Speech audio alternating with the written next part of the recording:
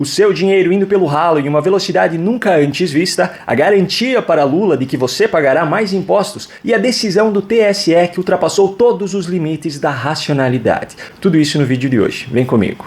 Antes de qualquer outra coisa, feliz Dia das Mulheres a todas as mulheres inscritas aqui no canal e também aquelas que estão chegando agora. O vídeo vai ao ar apenas no final do dia, mas ainda em tempo de eu entregar os meus mais sinceros parabéns a vocês. Pena que as felicidades desse vídeo terminam aqui, porque o que eu tenho para mostrar a partir de agora, não sei se tem como ficar pior. O rombo fiscal brasileiro se aproxima de R$1 trilhão, segundo matéria publicada pelo Poder 360 nessa última quinta-feira. O jornal traz ainda gráficos que mostram a façanha do atual governo Lula de alcançar resultados de pandemia sem estar em pandemia, como é possível perceber pelo déficit nominal. O déficit primário anual também é trazido em gráficos, assim como os gastos com juros da dívida. Qualquer bom passador de pano do governo Lula diria nesse momento é que Lula é o presidente que mais investe no Brasil, é para o bem das pessoas.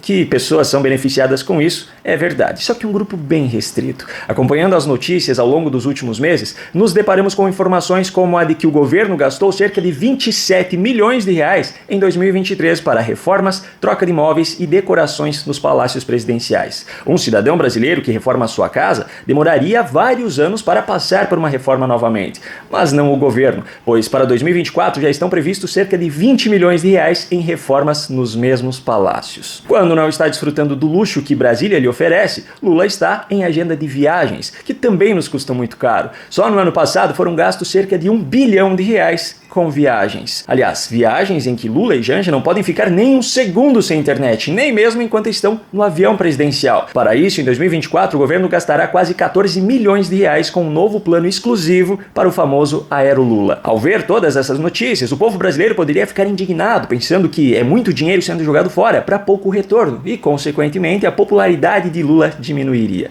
Mas não se preocupe, pois o governo já está prevenido. Hoje mesmo saiu uma matéria dizendo que já foram gastos R$6,8 milhões com pesquisas sobre o governo. Pesquisas que, por sinal, segundo a matéria, sempre mostram resultados mais favoráveis ao governo do que as pesquisas realizadas por outras entidades. Obviamente, todos esses gastos com coisas supérfluas não são os únicos responsáveis por esse rombo nas contas públicas, mas eles mostram muito das prioridades do governo de um presidente que diz combater a desigualdade, enquanto desfruta de todo o luxo que só um bilionário teria, com dinheiro público, obviamente. E como eu já estou falando de Lula, eu já trago aqui dois trechos do discurso que ele fez nessa quinta, no evento de anúncio dos resultados do novo PAC Seleções. Primeiro, antecipando que o dinheiro do povo brasileiro será mais uma vez nesse ano gasto com viagens e mais viagens. É o seguinte, nós vamos ter que visitar tudo que nós anunciamos para saber se está acontecendo.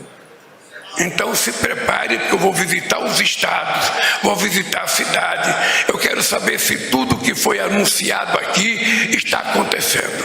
Eu quero saber se a jabuticaba já está nascendo.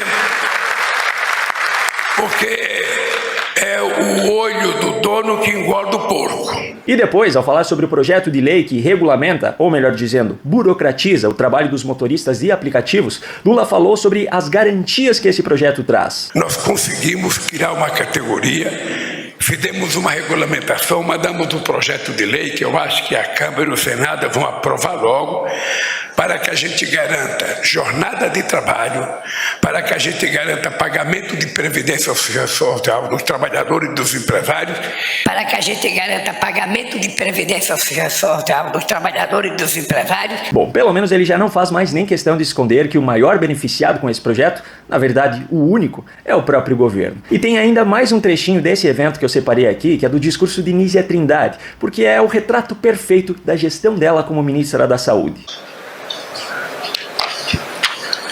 Ups. Ai, caramba, desculpem. Agora, se você acha que o que eu mostrei até aqui é ruim, calma, porque o que vem na sequência é ainda pior.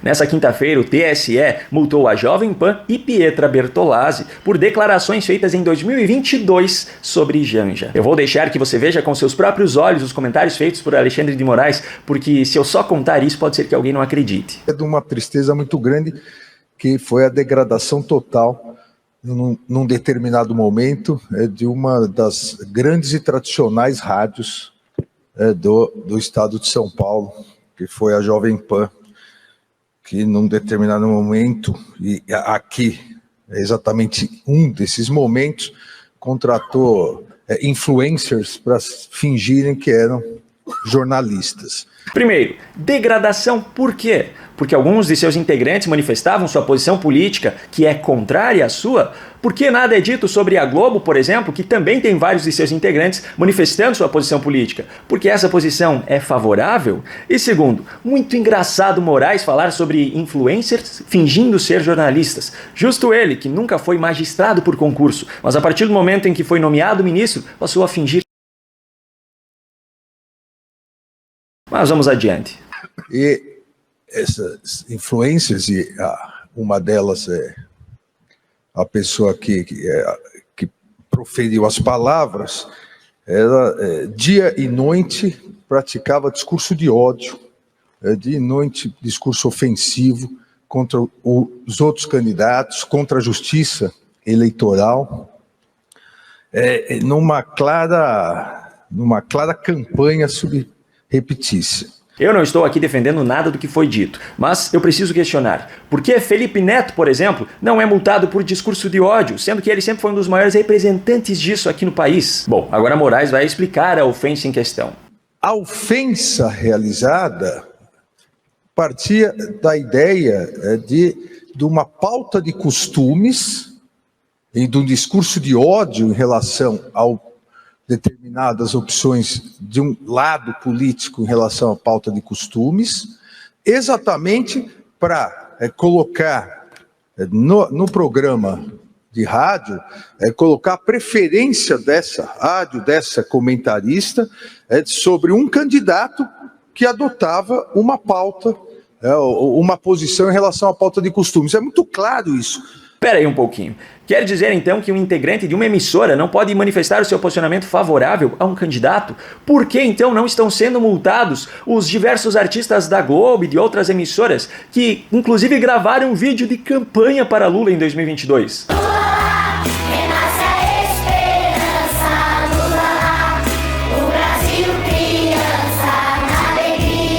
Ou o problema é só com jornalistas? Porque se for esse o caso, também tem uma série deles que declararam apoio a Lula em 2022, como foi o caso de Raquel Sherazade, Kennedy Alencar, Chico Pinheiro, Astrid Fontinelli, a apresentadora Angélica. Por que essas pessoas não estão sendo multadas também? São duas pautas aqui discutidas. A questão das drogas,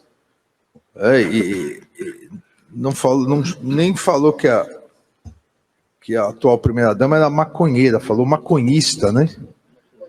Maconhenta e maconhista, termos que criou também, porque era muito genial essa influência. Então tratava uma pauta de costumes, a questão da liberação ou não das drogas, e a outra, a questão da orientação de gênero. Há um trecho em que fala, enquanto você tem ali a Janja abraçando o Pablo Vittar e fumando maconha, fazendo sei lá o quê, tal, você tem uma mulher impecável representando a direita.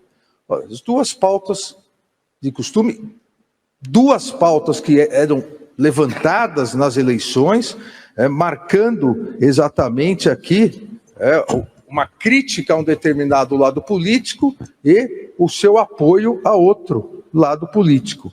Mais uma vez, eu não estou defendendo o que foi dito, eu nunca falei coisas assim. Mas por acaso agora é proibido criticar as pautas de um lado político e declarar apoio ao outro? O próprio Moraes, em sua tese entregue à USP para a vaga de professor titular, que foi divulgada alguns dias atrás, deixa explícito o seu posicionamento político. Por que Moraes não é multado então? Aliás, ministro do STF exercendo atividade político-partidária, como é mostrado nessa tese, não é passível de multa não, é um crime de responsabilidade, passível de impeachment. Então, aqui era uma crítica a duas posições que um determinado campo político, naquela eleição, adotava.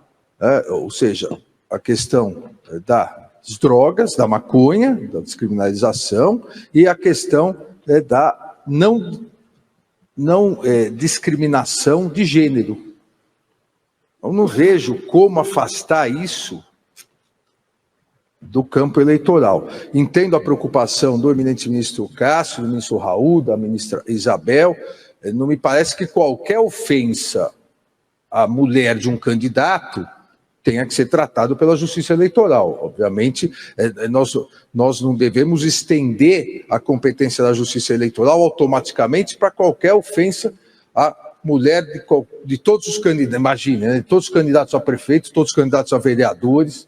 Mas se houver essa conexão direta com as eleições, com pautas defendidas por candidatos e, consequentemente, um discurso discriminatório, um discurso de ódio, direcionando ou tentando direcionar o eleitor, a eleitora para um outro candidato, aí me parece realmente que a competência é da Justiça Eleitoral. Primeiro, é muito irônico Moraes estar aqui votando para multar uma pessoa por ter criticado a pauta da descriminalização da maconha defendida por um dos lados, um dia depois da sessão no STF em que estava em pauta o julgamento da descriminalização dessa substância. Julgamento no qual Moraes já declarou seu voto favorável a essa descriminalização e nessa sessão na quarta-feira ele ainda expôs diversas outras vezes o seu posicionamento favorável a essa pauta. Agora, o ponto mais importante em toda essa história, a mulher em questão nesse julgamento, de fato ofendeu Janja com sua declaração. Só que a declaração feita por ela configura calúnia, no caso da declaração de que Janja seria usuária dessa substância ilícita.